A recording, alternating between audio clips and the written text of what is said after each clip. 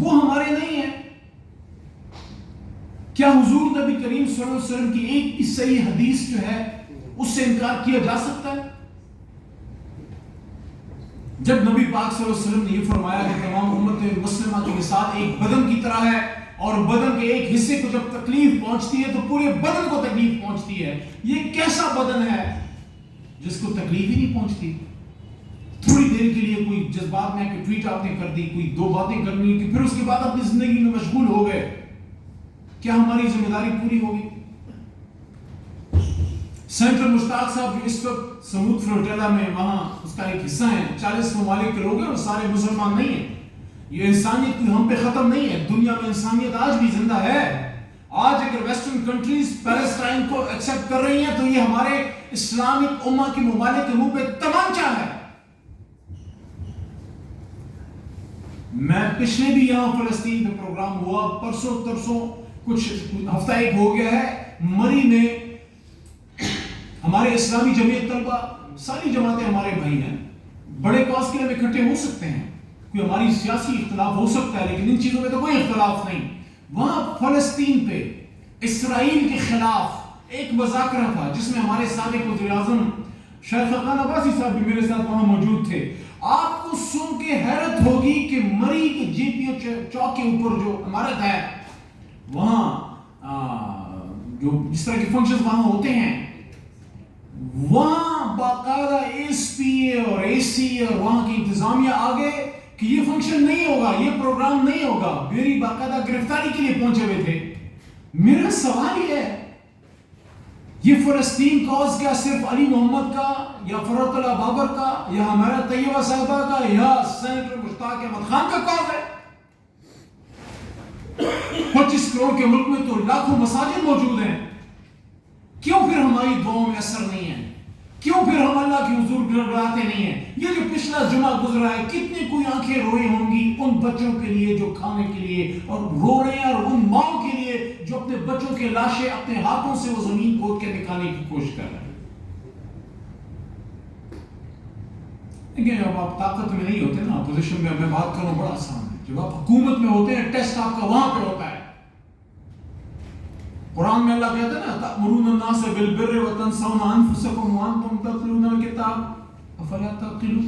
تم لوگوں سے اچھی باتیں کرتے ہو لیکن خود اس پہ عمل نہیں کرتے، تو تم تو کتاب بھی پڑھتے ہو تو عقل سے کام کیوں نہیں لیتے؟ جس طرح بھی یہاں پہ بات ہوئی، میرے بھائی نے چھوٹا بھائی ہمارا نام ذہن سے نکل رہا ہے جو یہاں پہ اسپیچ کر رہے تھے فلسطین کے لیے، کیا نام تھا ان کا؟ اسامہ بھائی. بڑی زبردست بات کی کہ آپ سے آپ کے حال کے مال کا پوچھا جائے گا، آپ سے آپ کی بساط کا پوچھا جائے گا. فرات اللہ بابر صاحب سے یہ نہیں پوچھا جائے گا کہ پورا پاکستان کیوں فلسطین کے لیے نہیں کھڑا تھا. یہ جواب دیں گے اس کے حضور. میں کھڑا تھا، میرے پاس بھی آپشن تھی کہ آرام سے بیٹھ جاتا، میرے پاس بھی آپشن تھی لیکن ہم کھڑے تھے. تو ہم سے ہمارے ہاتھ کے جب پوچھا جائے گا کہ آپ سے آپ کی بساط کا پوچھا جائے گا، تو میں حکومتوں سے اور سیاسی جماعتوں، میں سیاسی جماعت کا کارکن ہوں، میں سیاسی بات ہی کروں گا. میں سیاسی جماعتوں سے یہ کہوں گا کہ جب میں حکومت، ہماری حکومت تھی، میں حکومت کا حصہ تھا، اس زمانے میں یہ بات آئی کہ اسرائیل کا کوئی جہاز پاکستان کے ساحلوں کے قریب آ گیا ہے یا کوئی ان کا پلین آ گیا ہے، اس طرح کی افواہ چل رہی تھی کہ کیا پاکستان اسرائیل کے قریب آ رہا ہے. بطور parliamentary state minister Islamic republic of Pakistan, house of federation, senate of Pakistan جس کے ممبر صاحب یہاں پہ بیٹھے ہوئے ہیں، وہاں پہ بطور گورنمنٹ منسٹر میں نے یہ کہا کہ پاکستان اس نظریے پہ کھڑا ہے جو محمد علی جناح کا ہے، کہ محمد علی جناح صاحب قائد اعظم نے کہا کہ Israel is the illegitimate child of Europe اور Israel will never accept Israel as a state. اور جب پاکستان کی قرارداد پاس ہو رہی تھی تو ساتھ میں فلسطین کی بھی قرارداد قائد اعظم کے ہاتھوں ہی وہیں پہ پاس ہوئی.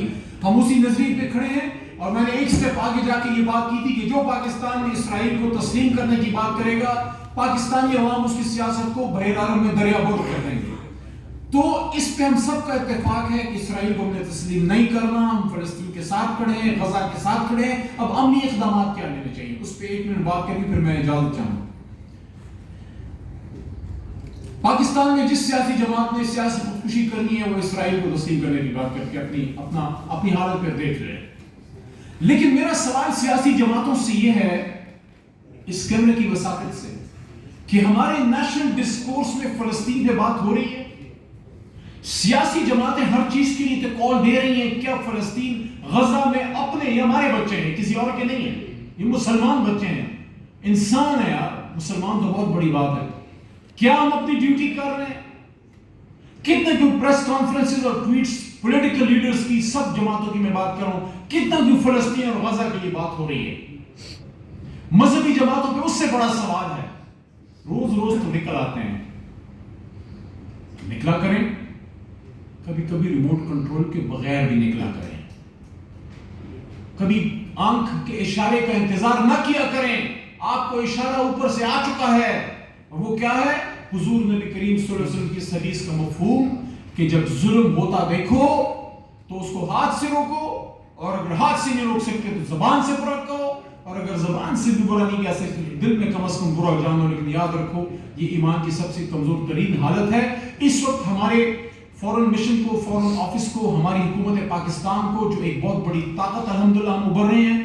یہ جو سعودی عرب کے ساتھ ہمارا ڈیفنس ایگریمنٹ ہے، یہ کسی حکومت کا نہیں، یہ پاکستانی عوام کا ایگریمنٹ ہے. ہم تحریک انصاف کی طرف سے کمٹمنٹ دیتے ہیں کہ جب ہم آئیں گے اس کو اور مضبوط کریں گے.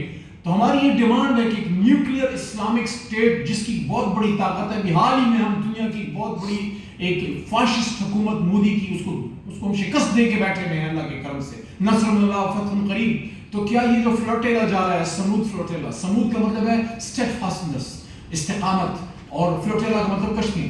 تو یہ جو استقامت کی کشتیاں، ہم پوری انسانیت کی طرف سے یقین کریں، یہ صرف اسلام کی بات نہیں ہے.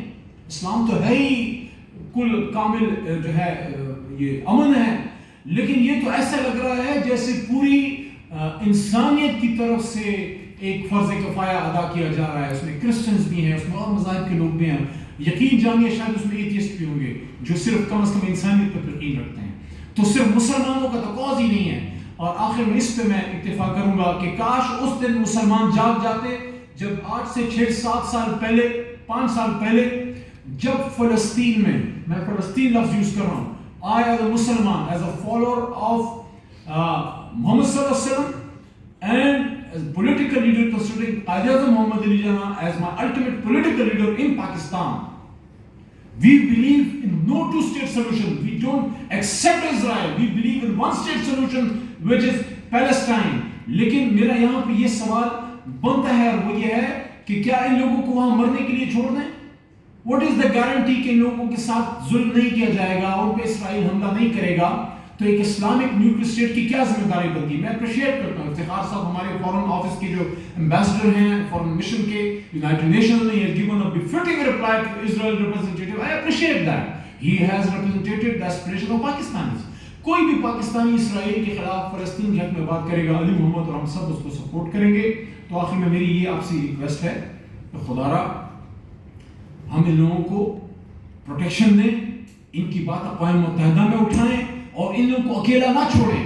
یہ جو مشتاق صاحب اور باقی جتنے لوگ وہاں پہ موجود ہیں، یقین جانیے سلیپ واکنگ